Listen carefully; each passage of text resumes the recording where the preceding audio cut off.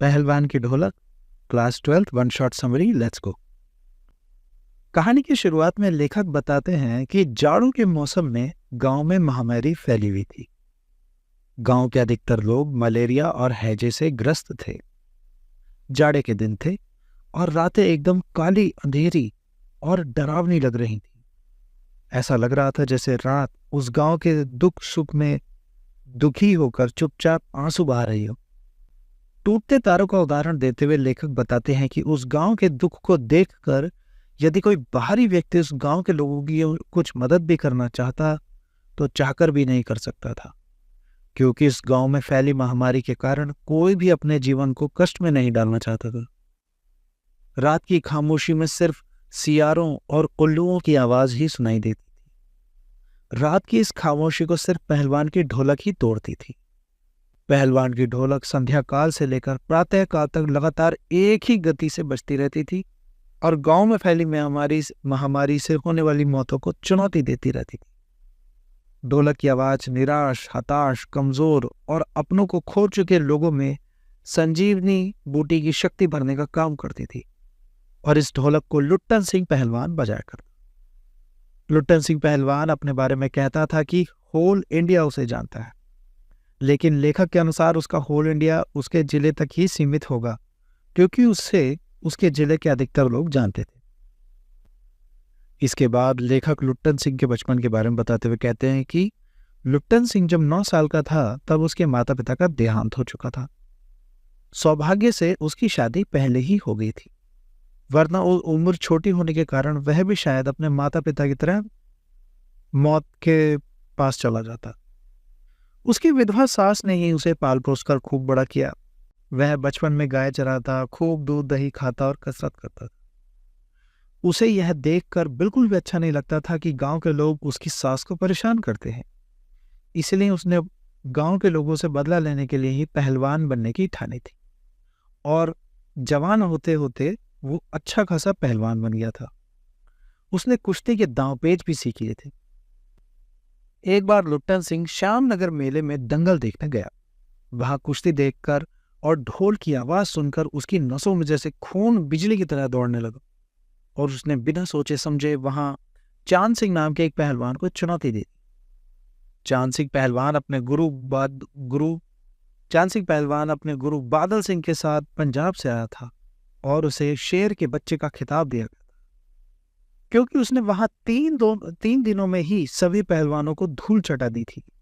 उसका पराक्रम देखकर श्यामनगर के राजा चांद सिंह को अपने यहाँ राज पहलवान रखने की भी सोच रहे थे। लुट्टन सिंह की चुनौती चांद सिंह ने स्वीकार कर ली, लेकिन जब लुट्टन सिंह चांद सिंह से भिड़ा तो चांद सिंह बाज की तरह लुट्टन से भिड़ गया और उसने पहली बार में ही लुट्टन को जमीन में पटक दिया। लेकिन लुट्टन सिंह उठ खड़ा हुआ और दोबारा दंगल शुरू हुआ, परंतु राजा साहब ने बीच में ही कुश्ती रोककर लुट्टन को बुलाकर उसके साहस के लिए उसे 10 रुपए देकर मेला घूमने और घर जाने को कहा। परंतु इस बार लुट्टन सिंह ने सभी की उम्मीदों के विपरीत चांद सिंह को चित कर दिया। उसने इस पूरी कुश्ती में ढोल को अपना गुरु मानते हुए उसके स्वरों के हिसाब से ये दांव पेच लगाए और कुश्ती जीत ली। जीत की खुशी में उसने राजा जी को उठा लिया और राजा ने भी प्रसन्न होकर कहा कि उसने बाहर से आए पहलवान को हराकर अपनी मिट्टी की लाज रख ली और उन्होंने उसे राज पहलवान बना दिया। अब राजा के संरक्षण मिलने के बाद लुट्टन सिंह को अच्छा खाना व कसरत की सभी सुविधाएं मिलने लगी। बाद में काले खां जैसे कई प्रसिद्ध पहलवानों को हराकर वह लगभग 15 वर्षों तक अजेय रहा, मतलब उसे कोई भी हरा नहीं पाया। इसलिए उसके ऊपर हमेशा राजा की विशेष कृपा दृष्टि रहती थी। धीरे धीरे राजा उसे किसी से लड़ने भी नहीं देते थे, क्योंकि लुट्टन सिंह सभी पहलवानों को आसानी से हरा देता था और खेल का मजा खराब हो जाता था। अब वह राज दरबार का सिर्फ एक दर्शनीय जीव बनकर रह गया था। लुट्टन सिंह के 2 बेटे थे और उसने अपने दोनों बेटों को भी पहलवान बना दिया था। वह ढोलक को ही अपना गुरु मानता था, इसलिए अपने दोनों बेटों को भी ढोलक की थाप में पूरा ध्यान देने को कहता था। लुट्टन सिंह की जिंदगी ठीक ठाक चल रही थी, लेकिन 15 साल बाद अचानक एक दिन बूढ़े राजा की मृत्यु हो गई, जिसके बाद लुट्टन सिंह की जिंदगी ने एक मोड़ दे लिया। राजा की मृत्यु के बाद उनके बेटे ने राज्य का भार संभाल लिया। नए राजा को कुश्ती में बिल्कुल भी दिलचस्पी नहीं थी और लुट्टन सिंह पर होने वाला खर्च सुनकर वह हक्का बक्का रह गया। इसलिए उसने लुट्टन सिंह को राज दरबार से निकाल दिया। अब लुट्टन सिंह अपने दोनों बेटों के साथ गांव वापस आ गया। गांव वालों ने उसकी मदद के लिए गांव के एक छोर पर उसकी छोटी सी झोपड़ी बना दी और उसके खाने पीने का इंतजाम भी कर दिया। इसके बदले में वह गांव के नौजवानों को पहलवानी सिखाने लगा। लेकिन यह सब ज्यादा दिनों तक नहीं चला, क्योंकि गांव में गरीब नौजवान पहलवानी के लिए पौष्टिक आहार का खर्च नहीं उठा पाते थे। इसलिए अब वह अपने ढोलक की थाप पर अपने दोनों बेटों को ही कुश्ती सिखाया करता था।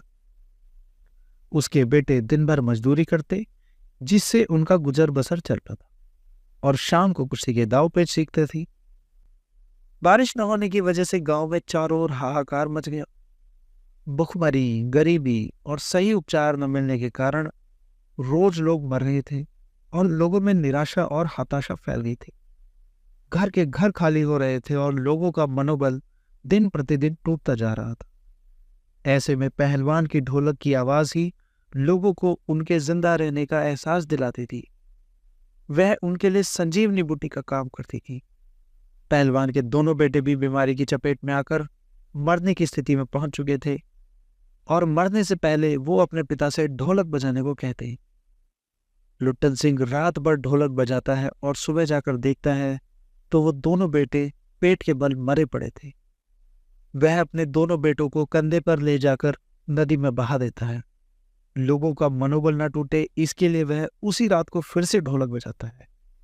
लोगों ने उसकी हिम्मत की दाद दी और साथ ही साथ खुद में भी एक ऊर्जा का अनुभव किया। इसके 4-5 दिन बाद एक रात ढोलक की आवाज सुनाई नहीं दी। पहलवान के कुछ शिष्यों ने सुबह जाकर देखा तो वह मरा पड़ा था। पहलवान ने बहुत कोशिश की कि वह मौत को हराकर जीत हासिल करे, लेकिन वह हार गया और मौत जीत गई। आंसू पूछते हुए उसके एक शिष्य ने कहा कि गुरुजी कहा करते थे कि जब मैं मर जाऊं तो मुझे पीठ के बल नहीं, पेट के बल चिता पर लिटाना। चिता जलाते वक्त ढोल अवश्य बजा देना। वह शिष्य आगे नहीं बोल पाया। इसी के साथ ही कहानी समाप्त होती है। इसी समय आपको लिंक में मिल जाएगी। Thank you.